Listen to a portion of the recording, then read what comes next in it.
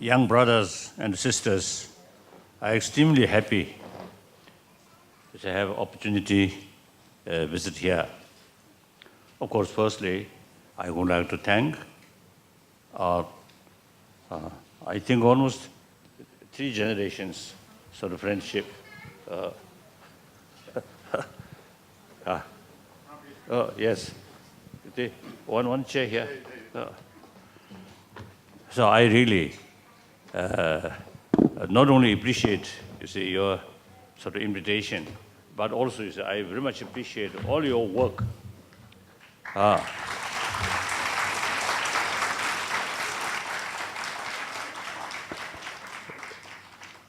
So this India, most populated democratic country, and country of all major spirituality live together. So for development of this country, education is key factor. So I think government level, federal government, state government level, I think their best. Or sometimes maybe big budget, but reach the real sort of spot may be less because of corruption. So in this, such private sort of institution, really very, very effective. India really need this kind of sort of work. So I just mentioned in the last several years, in different states, I found some sort of institution or organization really, making effort, the development, particularly in the rural area. So now I feel that these different sort of organization, different state, more coordination and sort of discuss, exchange different experiences one another, then can be more effective. I just mentioned to him. So India, as I mentioned earlier, is the most populated democratic country. I think second populated nation. First, China, most populated, 1.3 billions. India, now 1.2 billions. So unfortunately, China, not a democratic country. China is changing. So India, really, I think the example, most populated great democratic country. So now, and then I think among 3 civilization, Egyptian civilization, and Kasadi, Indus Valley civilization, and Chinese civilization, among these 3 civilizations, I think India's civilization seems, I think, last 2,000-3,000 years, I think produce most great thinkers, philosophers. I think among these 3 civilizations, I think India really made, I think, a tremendous sort of, contribution regarding the development of human intelligence. So therefore, and then, you have 1,000 years, the tradition of ahimsa. With that, you have, the tradition, harmony among different religious traditions. So still working. These things, still, quite well preserved. So now, when we look past, India's greatness there. It is not sufficient just to repeat your past. Now we must look forward. I think because of past experience, India has the potential, you see, to build further on the basis of these values, plus modern technology, modern education, combinedly, then I think India not only benefit to 1.2 billion of Indian people, but also, you see, can be significant contribution for whole Asia and then whole world. And your neighbor, you see, China, People's Republic of China, a great nation. Sometimes I frankly telling, you see, Chinese people are more hardworking than Indian. Because of the, I think, heat. Sometimes you a little bit sort of more relaxed. So naturally, you see, you have to work hard. Not in the sense of, I mean, because of the sense of sort of bad competition, but positive way, sense of competition. It's use, it is good, it is need. So, while you see people from China, really now, because of wake up way, last now 60 years, you see, much developed. So India also now, you see, should work hard. So here main thing is education. And as we discussed, the modern education alone not sufficient. 1,000-year-old, your own sort of the rich knowledge about inner world. I always telling or talking in different countries, particularly with scientists or psychologists or physicists. I always talking, the ancient Indian psychology is very, very rich, highly developed. So you should pay more attention about ancient Indian knowledge about mind and emotion. A lot of man-made problem which we are facing is actually, at mental level, too much hatred, too much fear, too much anger, too much jealousy. Even family level, these emotions really create a lot of problem. So now, counterforce, you see, these things must develop within mind, within emotion. So, such as karuna, maitreya, and altruism, these things are the counterforce. So therefore, the people in education field, not in temple, but education field, should include, you see, the teaching about emotion. Usually I call the, in education, the education about hygiene of physical there. So similarly, we need hygiene of emotion. That's very important. So while our body is built, healthy body, similarly, healthy emotion, healthy mind, very necessary.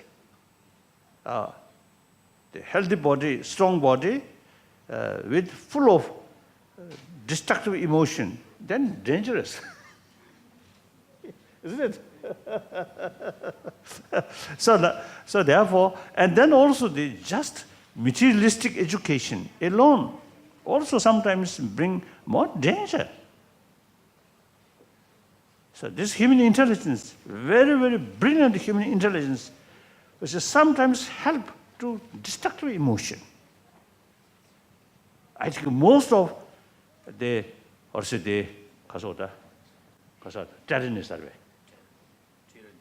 tyranny, most of tyranny, I don't know what. And those who see people in human history, you see, hero or say, now for example, Hitler and Himmler, I think particularly Himmler, I think very intelligent person.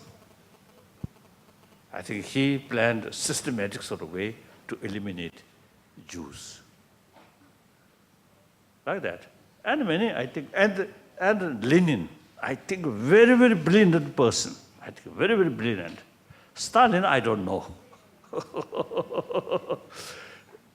So therefore, you see, the very sharp mind, intelligent person, guided by negative emotion, hatred, anger. I'm socialist. As far as socio-economic theory is concerned, I'm Marxist. I respect, I admire Marxism. Really, so the emphasis, equal distribution. Whereas capitalism, I think generally more individualistic sort of way. So less emphasis, the equal distribution. So I very much attracted Marxism. But Marxism, I think, spoiled by Lenin. I feel that way. At the time of a Bolshevik, besides the Civil War, also some threat from outside. So the pure Marxist ideology then very much mixed with wartime mentality, suspicion, distrust, too much strict control, censorship. These are wartime sort of what's today, because of the thinking. So unfortunately, since Lenin, the whole Marxist sort of ideology, then very much sort of, I mean, mixed with circumstances during Civil War, too much emphasis now, suppression. So I feel, you see, Marxist, Karl Marx, no, I mean Lenin, I feel spoiled the real sort of, the value or genuine value of Marxism. Then look, Chinese Revolution. Original idea is very good. If true socialist sort of thinking remain, that this gap rich and poor, impossible. Corruption, impossible. But, you see, in the socialism, I think if Chairman Mao Zedong and those leaders emphasis altruism, then today's China could be different.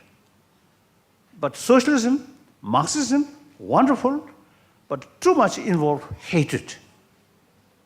That automatically brings suspicion, distrust.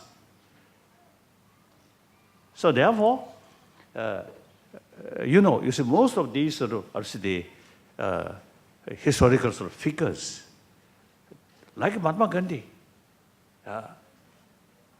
who really emphasis love, compassion, simplicity. When India became independence, he did not want to take because of position of leadership. And look, his dress almost looks like Indian, an ordinary beggar. Wonderful, wonderful. So these, I think, India sort of really sort of greatness, thoroughly modern educated, at the same time preserve 1,000-year-old India's value, tradition. So now modern India should have that kind of sort of India, that kind of thing. Right? So now you, particularly those young boys and girls, your physical are now growing week by week, isn't it? So similarly, you see, the proper sort of way to show how to lead remaining your life. Right? And you, wherever I give talk, I always say, the generation of 21st century. You are truly the generation of 21st century. So sometimes I jokingly telling people, my generation, this generation of 20th century, I think create a lot of problem on this planet, including ecology. So now, this generation of 21st century, you have to solve these problems. So think, it's a more wider way. And for that reason, the teachers, you see, should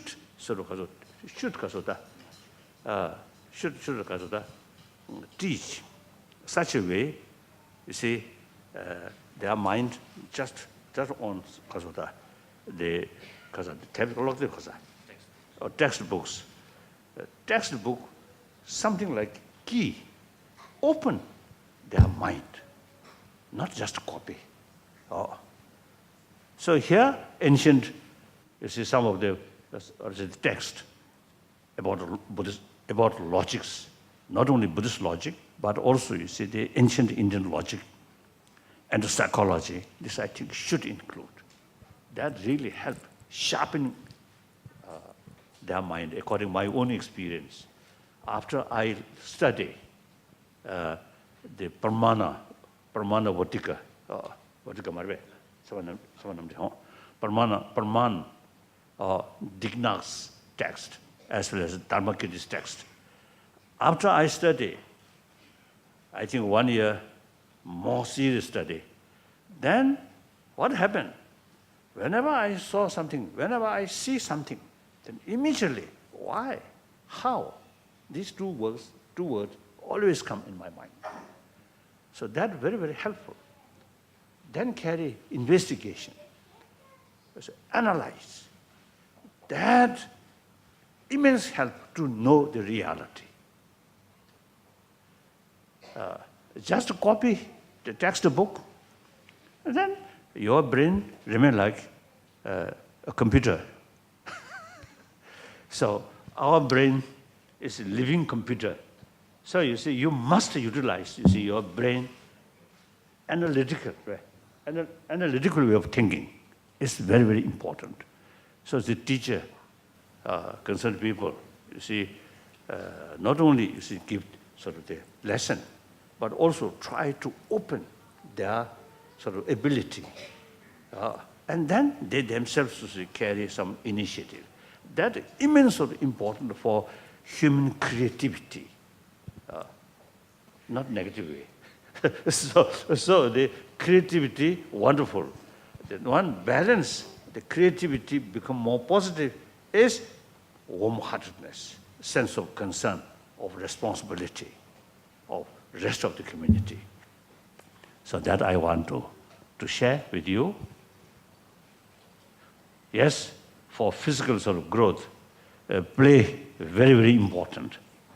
Do you like some play, isn't it? That's very important. But at the same time, when I was young, I prefer play rather than study. So I think you also equally pay more attention about study and analyze. If you give them analyze, then their interest may be developed. Just to repeat what teacher taught, then they may feel boring, isn't it? Like that. So that's important. Then at the beginning, you see, you chanting something.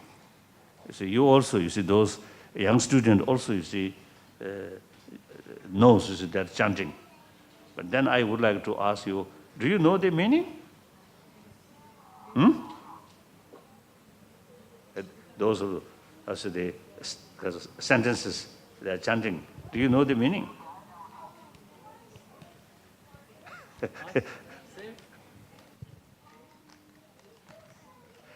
So you see these Sanskrit text, you see, I think the teacher, should explain the meaning. That's very important. So, Arsa. Meaning. Shingi Sabe.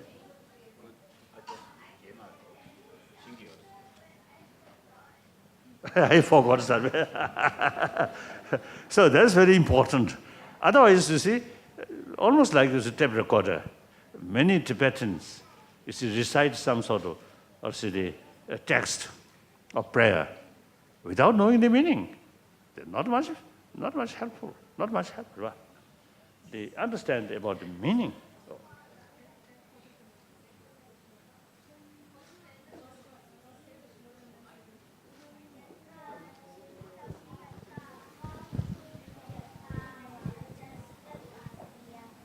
Chitte vachi kriyaya. No. Okay. That's okay. That's okay. What is the meaning?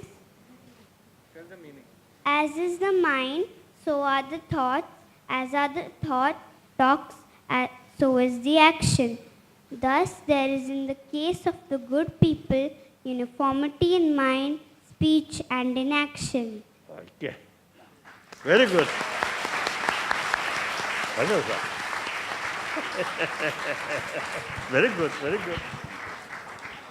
Very good. Thank you. Now time to go. Thank you.